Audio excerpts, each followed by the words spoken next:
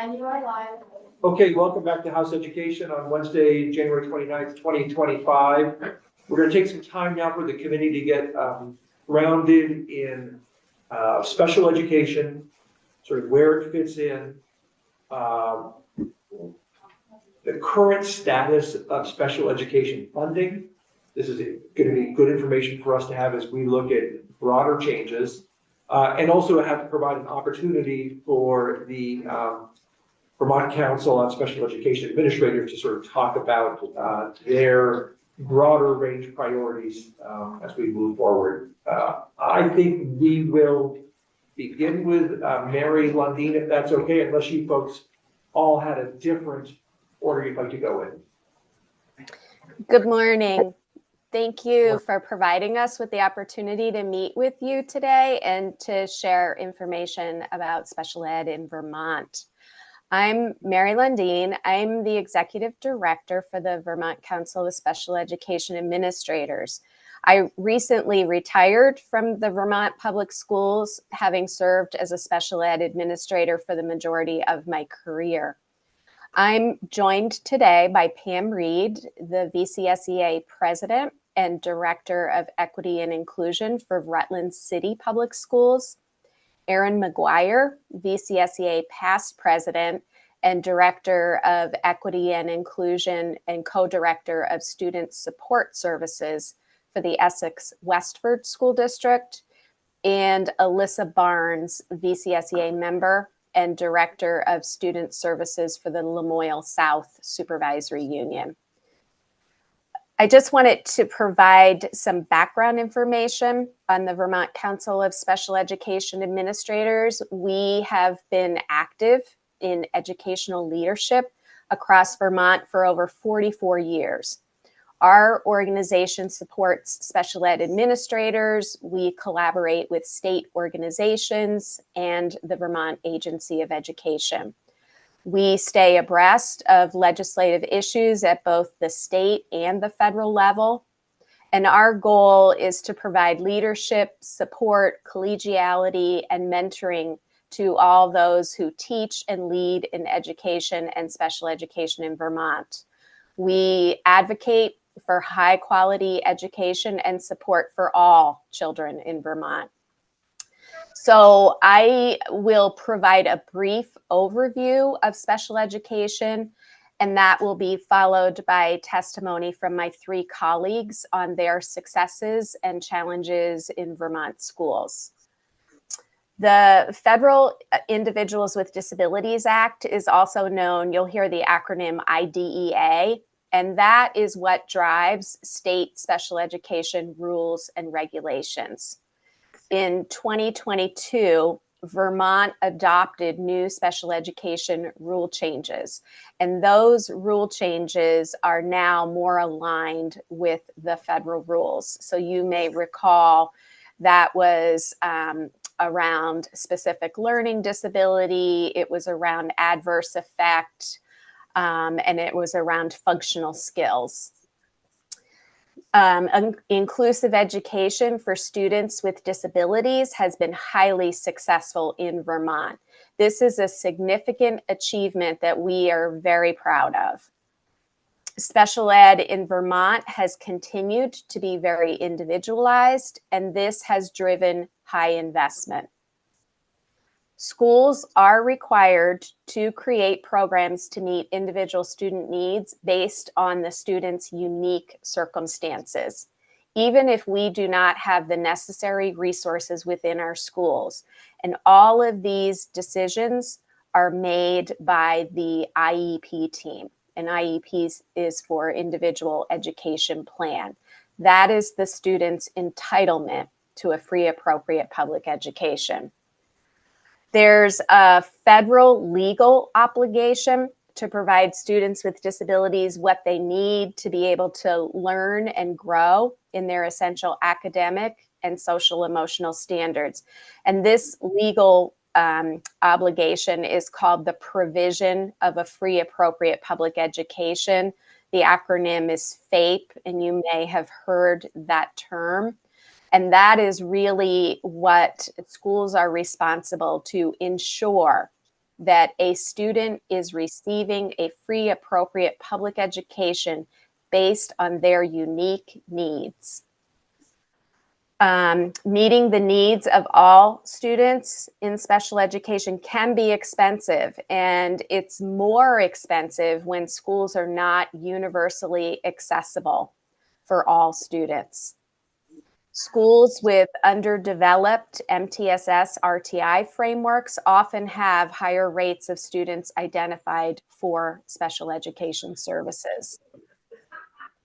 We shared our legislative priorities document with the committee. VCSEA has identified 3 main legislative priorities for this year, and those priorities reflect the current needs and issues facing the field. Pam, Alyssa, and Aaron will speak to those, and they will also share some of the successes in their districts. So with that, Pam, I will turn it over to you. Thanks, Mary. Thank you, everyone, for having us today. I'm going to talk a little bit about mental health and well-being. The mental health crisis has created an over-reliance on special education services for us to be able to address the social, emotional, and behavioral needs of our students.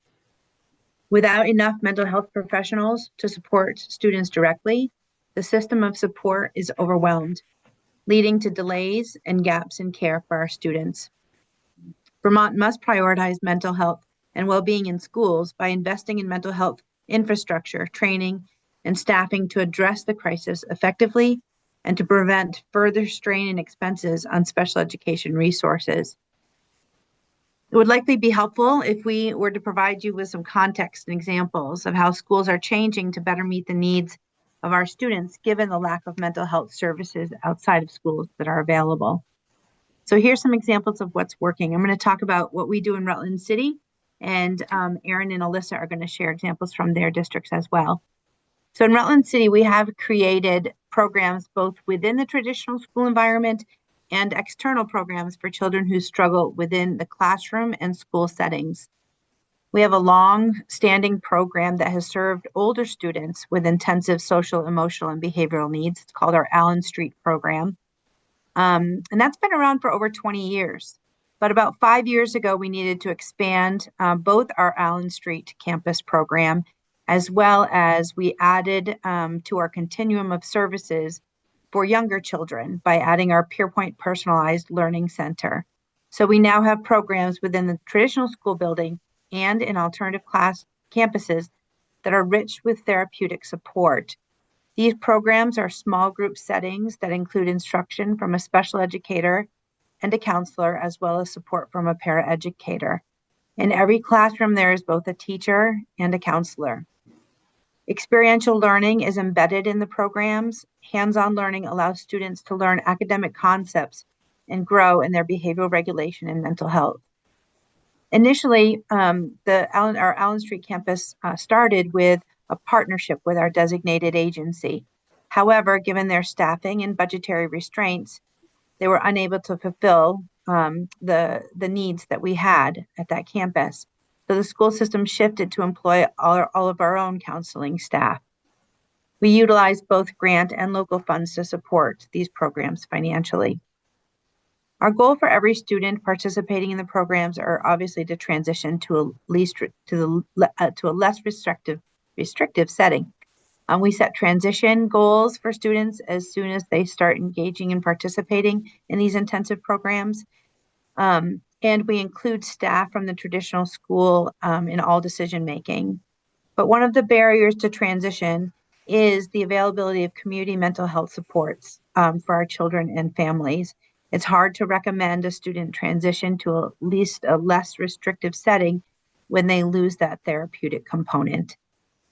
We serve about 50 children in these programs.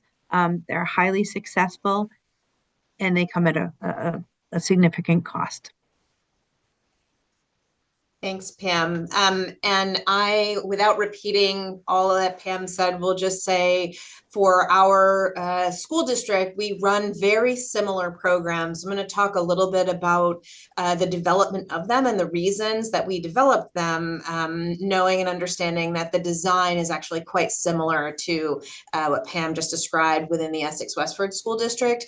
Essex Westford has had a long history of partnering with independent schools in order to meet the therapeutic needs of children, and the reduction in available independent schools that are available to serve students with special education needs has resulted in a need for us to build our own programs. We are in our second year of a 3rd through 8th grade program called the ARC Center, Academics, Relationship, and Community. Again, it's built very similarly to what Pam described. It's been very successful, and next year our budget proposal includes the lifting up of a 9-12 therapeutic school, along with building out some therapeutic classrooms. None of those will have any supports from outside community providers through designated agencies for the same reason that Pam described. And we really have had to build our own mental health structures and therapeutics into our school district because the designated agencies have really struggled, I think, to provide the kind of community services and wraps that are needed. But it is a real success that we are building our own continuums, and so we too have lifted up one school and will be lifting up another, as well as some increased potential therapeutic classrooms with a high level of wrap. Hi, everybody. I'm here to talk about the STAR program that was recently developed and implemented as of this school year in August. The STAR program stands for the Students Transitioning to Academic Readiness at the Morristown Elementary School. Last year, previous school year, just in September, Morristown Elementary School struggled with having over 900 major incidences of behavior for young children with mental health and emotional behavioral needs. This put a huge strain on their system of supports and the local mental health designated agency for Morrisville and Lamoille County. And so the STAR program was developed as a therapeutic program that enrolls 8 to 10 children. And the aim and the objective is to provide a safe environment where kids can build protective factors and experiences for their confidence, for learning, and for practicing how to collaborate and problem solve through experiences, both as learners and as friends and community members. It's a trauma-informed care model that is used, and it's centered around building 3 protective factors: relationships, regulation, and leadership. Originally, we were working hard to also partner with independent schools, as Pam and Erin referred to as well. But at the age of sometimes 1st graders and to 3rd graders, getting them to be set up in transportation at their young ages was really something that we struggled with feeling good about doing. And so the importance of also having a program within our local elementary school where students are also able to be still connected and feel like they're a part of the school community was very important to us. So. Thanks. So a couple of other activities or approaches that have been successful, and that is when we invest in early intervention for social emotional learning. So with young children, when we can have an early response when trauma or behaviors are arising, as well as when communities come together to support each other. From the other side of the coin, we can also share what's not working and the implications for the education system. As we've mentioned already, the lack of community services, especially direct services from the designated agencies, and this is true across the state. It took me a little while to realize that it wasn't just Rutland that was struggling in this area. When community supports aren't available, districts are finding themselves in a position where we need to employ our own staff so that students' behavioral health can be taken care of, so that then they can move forward and learn academically. There's an increasing number of students who are not eligible for special education who need these supports. I mentioned that in our alternative programs, we have special educators, counselors, there's a growing number of students who need this type of instruction that are not eligible for special education. Finally, there's a lack of experience in teachers to address significant mental health teachers. We also have a growing number of beginning and provisional educators who are in the early stages of developing their toolbox of and strategies for how to help students with their social emotional health in the school setting. I'm going to turn things over. Go ahead, Mary. Oh, Pam, I was going to say thank you. Alyssa? Thank you, Mary.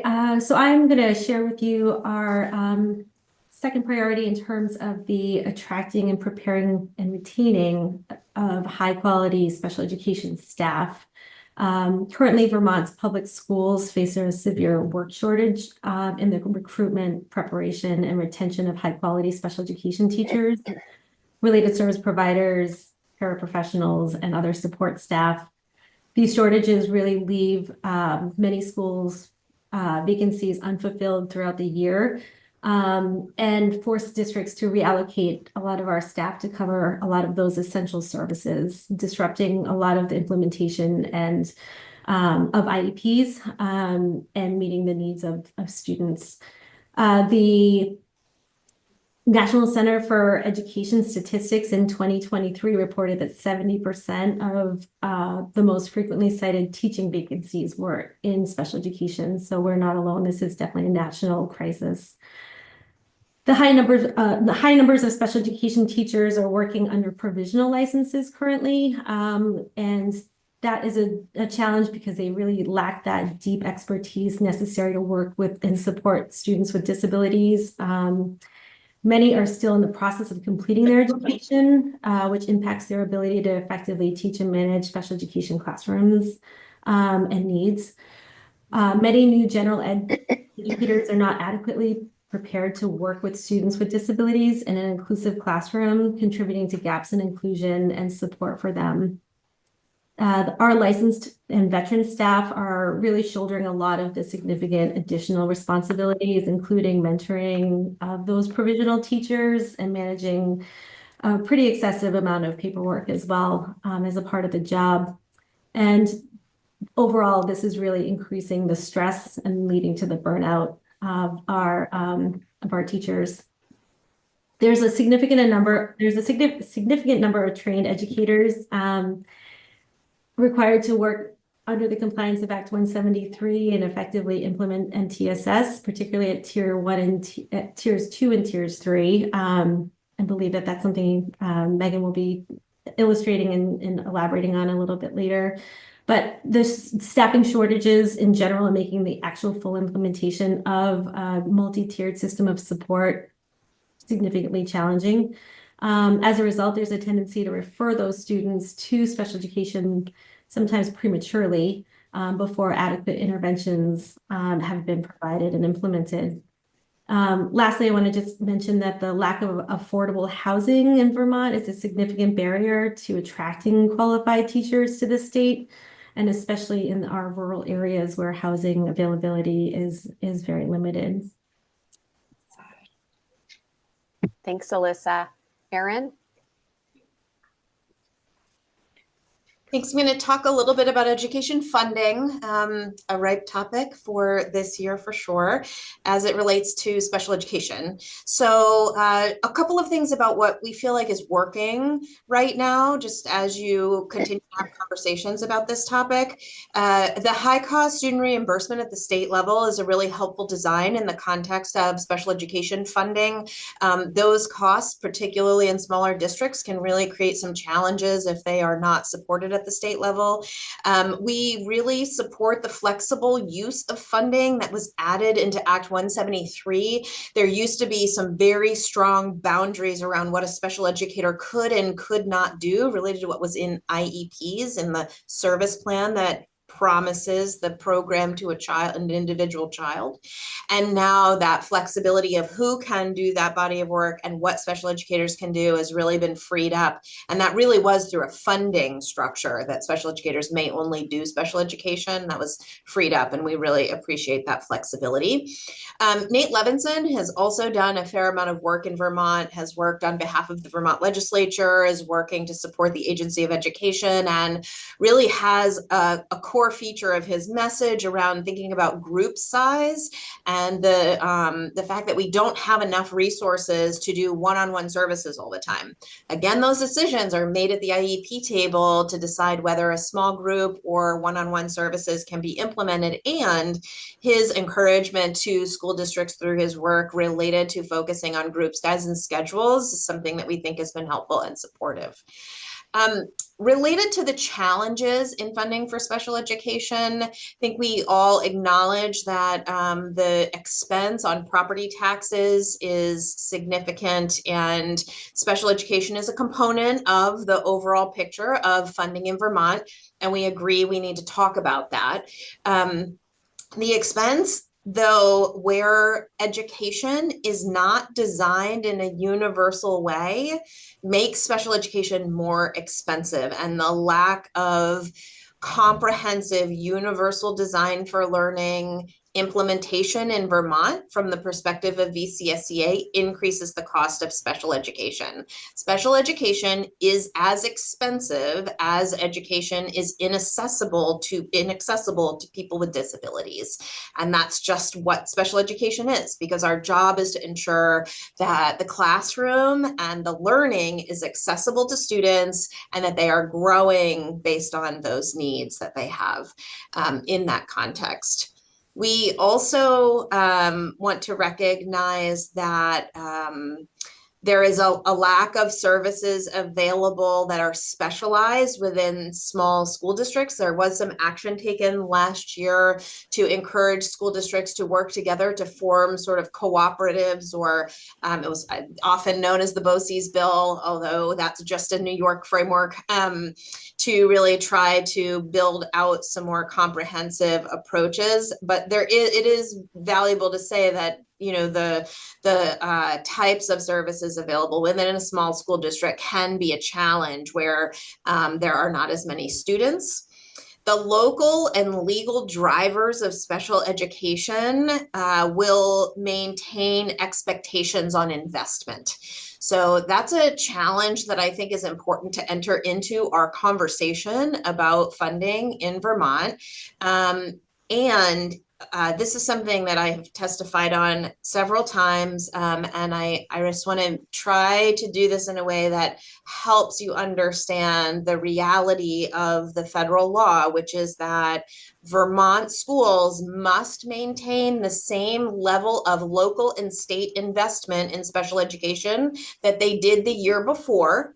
And it's called maintenance of effort, and it is tied to the ability to accept federal funds. So we get federal funds from the feds under IDEA B. It's a grant, and that grant requires us to invest at least as much as we did the year before in order to get those funds. If we do not, we need to return federal funds. It's called maintenance of effort.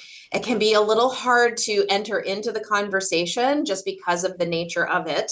But I think as we talk about the relationship between our spending in Vermont, special education costs, and where we find ourselves moving forward with a desire to discuss decrease in funding for special education, it comes with a federal implication that is important to bring into the state conversation. And if you have questions about it, I would just encourage you to ask. Some of you may already know and understand this dynamic, but the idea that there is a federal expectation of continued investment in special education at the same level as the year before, otherwise the variance has to be returned in federal funds, is an important part of the conversation. Can I stop you for just a second, Erin, there with a couple clarifying questions? So on the specific piece you're talking about right there, maintenance of effort, the potential policy implication then would, first of all, would be sort of, don't think you can go cutting special education in Montpelier, because that actually won't fly with federal law. Right. So the goal is how could we better use, so if we know we're going to have a maintenance of effort investment, how do you use that to the absolute fullest potential to better serve kids, to be more efficient? Like, that part of bending the cost curve is different than literally lowering the cost curve. It's more about how you are more efficiently or effectively using the investment. Yes, and I would say that there is an absolute conversation to have about the cost curve, right? And that is a viable discussion. The increased percentage year over year in special education expenses are real. They are statewide and they are worth a conversation. The reduction year over year, though, is part of the conversation that is harder. And I will just notice that there is less state funding being allocated to special education in some school districts based on the move toward the census model where everybody sort of gets the same amount. And so what you're seeing is a replacement from state funds with local funds to meet maintenance of effort in local school districts. And then you are also seeing sometimes where school districts receive more as there's trying to get kind of everybody to that same level. So the interaction of the census grant, the current investments, the cost growth versus being able to hold things stable, and the future of funding in Vermont are all intertwined, and understanding how they relate, as you said, I think is really important.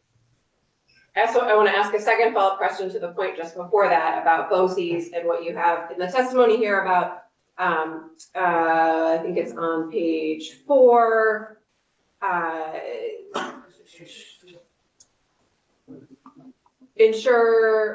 recognize the plan for the level of need through state resources to ensure therapeutic schools and alternative opportunities are available for students who needs cannot be met within a regular public school.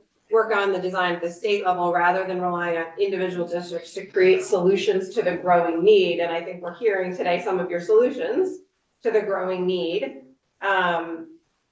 So how, in your mind, do we get from here to there to have more either regional through BOCES or some sort of regional mechanism, or statewide, so that districts aren't now all also creating their own therapeutic programs? That seems counterintuitive into the direction we're trying to go in so many ways.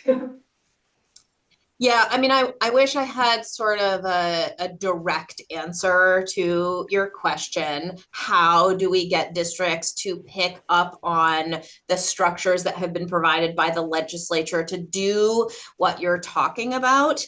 And I think that certainly is part of the conversation around the optional opportunities versus required opportunities that the legislature places into your conversations as you think about the future of education in Vermont. I would just take a moment to reflect on the importance of connection between local schools and their communities, while at the same time valuing collaboration to be more effective and efficient at more regional levels. And the idea that one is better than the other, or that we're in a binary about that conversation, for me, and I speak for my perspectives at the moment as opposed to all of VCSEA, just because we haven't necessarily had this discussion. But I think that it's important to recognize the very deep importance of both of those things and think about what that means as we move forward, rather than choosing one over the other. Were you all done with your presentation? Can we continue on with questions? Yes, we are. We're happy to answer questions now. I have a little bit of a follow-up Yeah. to Rep. Brady. Seeing how we do have an environment right now where schools are kind of being forced into having to start their own therapeutic school within the school. Have you all heard if that is more of because of a space or a staffing capacity from the designated agencies and the other therapeutic schools that are out there? And I'm assuming it's going to be a combination of both, but is there heavier towards one or the other, staffing or space? Pam, do you want to answer that from your area of the state? Yeah, we've always had the space, or the school district has had the space. It's the staffing that they have not had to be able to provide either in school support or in school, in school support to kids, or even in our therapeutic programs. They haven't had the staff to be able to accommodate having folks on campus as needed. And that was my experience last year as a director. I was in Chittenden County, and it was more about the staffing to support students that needed that level of support. So that's one of the reasons that there are such long waiting lists. I'll touch on one other piece. There was a question about community resources. So the programs that we have are Rutland City Public Schools programs, and when available, we also will accept or welcome children from other districts that are near us. It really depends on the needs of our residents, but we, currently we have, I think, 5 students from other schools. We could fill that 10 times, well, not 10. We could probably fill that 3 times over. At the beginning of the school year, mid-school year, we probably get a call a week asking if there's any availability in our alternative programs. The need is there.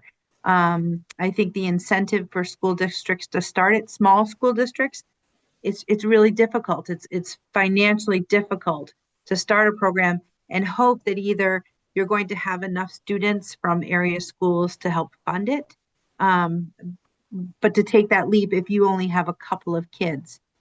But it's a couple in many of our communities. I will also just add that the amount of direct service available in community partners, while it's on the decline and has been, and I want to make an assumption, although you all would know better than I, that has to do with some funding around mental health community providers and DAs, that we, our reliance on the Success Beyond 6 funds and the partnerships with our DAs has been helpful. But with the closure of independent schools, given the moratorium on independent schools, so if one closes, there isn't the ability for others to open. And I think that's been, part of just the reality of the decreasing available slots. The special ed directors in Chittenden County and the Champlain Valley took a look at how many slots we'd lost over the last 4 years from that, and it ended up being about 100 slots. And so what that meant is that those students didn't go anywhere. We are seeing an increase in acuity, and so we needed to build out. And our ability to bring in students from other school districts are part of those conversations, and we do this in collaborative dialogue. And the idea of being in collaboration to lift up a program under the bill requires the development of a new board. The complexities of the inter-district collaborations, I think, contribute sometimes to the lack of them, just because they're very complicated. It is much easier to, for example, a school district open a program and then provide slots to other programs for cost versus develop a whole new board and a whole new collaborative structure. I applaud the bill to create those structures and give that a try, and the complexity under the current sort of situation in education and the pressures and the political challenges to go doing brand new sizable projects can be hard. So I think that contributes probably to us moving into like I'll open one. If I have slots, I'll let you know. I hope that helps too.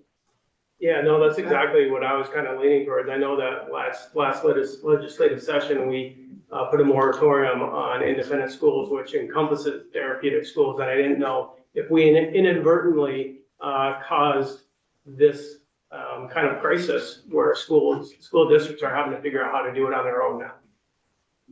I think you must probably know that the conversation about independent schools is very complex.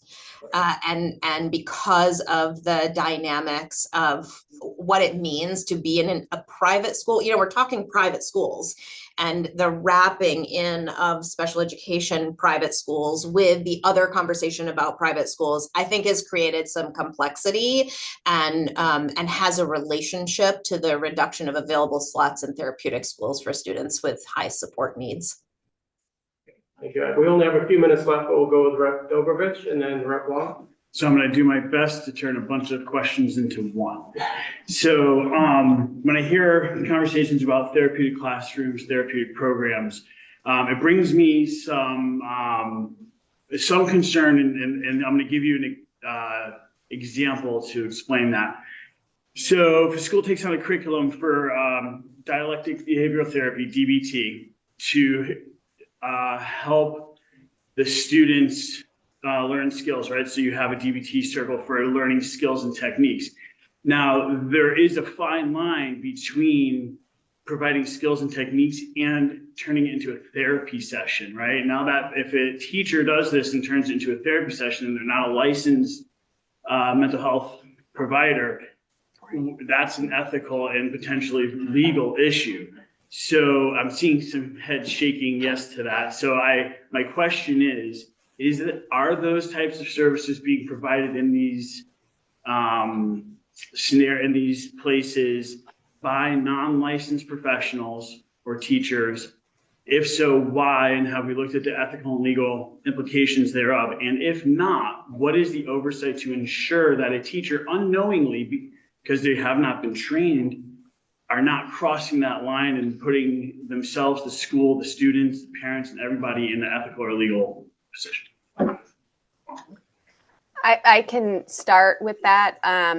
When I was in the Winooski School District, I had 3 therapeutic classrooms, and we did provide group therapy to students. And what we did is it was provided by a clinical psychologist who was on staff in our district. Now, not every district has a clinical psychologist, but what you could do is you could contract with someone to come in and provide that service. But you're absolutely right. That service would not be provided by a special educator. And Erin, Pam, Alyssa, do you want to add to that? I'd like to just say that wherever we're doing work that touches what we might describe as clinical work directly, we look for clinical staff to do that. We also provide clinical consultation to teachers who are running a classroom in a way that recognizes the therapeutic needs of a child or a student, sometimes a young adult, and that it is not appropriate for teachers to be delivering therapy. We do, though, seek to create environments that are sensitive, trauma-informed, recognize the individual needs of students who are experiencing these challenges, and think about education structures that are, we have consultation from clinical staff to help us think about what it means to have a very trauma-informed and clinically sensitive classroom that is not necessarily providing therapy as you describe. Awesome, thank you. Do you provide any oversight? Do you do sporadic check-ins while teachers are providing these services or helping through these situations to just ensure that they're not unknowingly crossing the line between therapy and support? For my programs, I have full-time clinical staff who are in classrooms all day long. So yes, although I haven't tasked them exactly in the way that you've described. Do you see what I mean? Like, it is a collaborative environment where roles and responsibilities are made clear.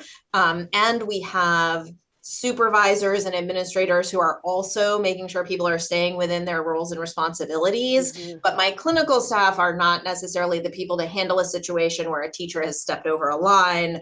That's the role of an administrator, just given the nature of supervision and evaluation in the context of public schools. So I just want to draw that distinction related to inappropriate practice and how that might be handled. Thank you. Rep. Long, you have a question? Real quick, I have so many thoughts and questions, and I'm not going to go here. We're going to be hearing from Megan Roy about Act 173, but I was on the Ed committee when we wrote Act 173, and I remember and Erin, I know you played a big role in our work there. I'm reminding myself of the conversations we had so often, what drove that law was the increase in outside placements of our students and the need and the benefit for children to be educated as, you know, as close to home or in their own school buildings as possible. So a lot of what you're talking about is really what the goal was, to make sure our kids were home and being taught in the buildings. We had to do so much work to provide the services they needed in the building. Ms. Reed, you mentioned, I'm gonna maybe paraphrase, but I think this is what you said. You said mental health needs have created an over-reliance on special ed services. And so I'm just curious about your thoughts on that, because it's very clear, you know, IDEA, the special ed law has very strict requirements around whether a child qualifies for special education services or not, or even down into the 504. So I'm curious about your perspective on that. And the last, we don't have to go too deep into that. I just wanted to hear that. And the last thing, I just wanted to ask you a very simple question, anybody who could answer. How much are we getting on the percentage for IDEAB grants from the federal government? I know we talk about this all the time, and I've asked the question before, and there was a guess that it was around 10%. I'm curious of, out of the 40, the law was written to provide, what is it we're getting? I've heard it's in single digits now, and that is very disturbing to me, and has great impact on our kids and the services they need. Yes, so when the federal special education law was passed in 75, Congress promised 40%. We are not receiving 40%. I believe we are around 17. Erin, you served on the national organization, is that correct? So I want to caveat this by saying that if you look at national numbers and national percentiles, it doesn't represent where we are in Vermont. So for example, I get I think $1.4 million in IDEAB right now. And my spend on special education is up closer to 25 million. So 1.4 to 25 million is my ratio for federal funds. When you look at the nation, there are school districts who spend very little on special education. And then there are states who spend appropriate amounts on special education based on the expected legal process. And that's a whole other conversation that we could have. But, you know, so I think that, sorry, I'm not sure if I froze. So I think that in Vermont, the percentage is in the single digits. It used to be higher because we haven't seen sizable increases, and yet we've seen special ed costs in Vermont grow. And I think that the federal investment in special education is woefully underfunded at the national level, given that this is driven by national legislation and statute. Pam, did you want to answer the next question? Okay. Yes, certainly. So the question about my perspective on the over-reliance of special education. So given the needs of students who are not eligible for special education, but still have significant needs, we integrate them into our small group structures, our counseling groups, our instructional groups with special educators. As I mentioned, we have several students who are not eligible for special education who participate in our alternative programs that are the majority are special ed staff. Does that help to answer? But it is, thank you. How does that relate to funding? We don't need to answer. They're cutting all of us Over off. So time. I appreciate the response, and maybe we'll follow up with you. Thank you. Thank you. Thank you. Thank you very much. Appreciate it, everybody. Thank you. Have a great day. Take care.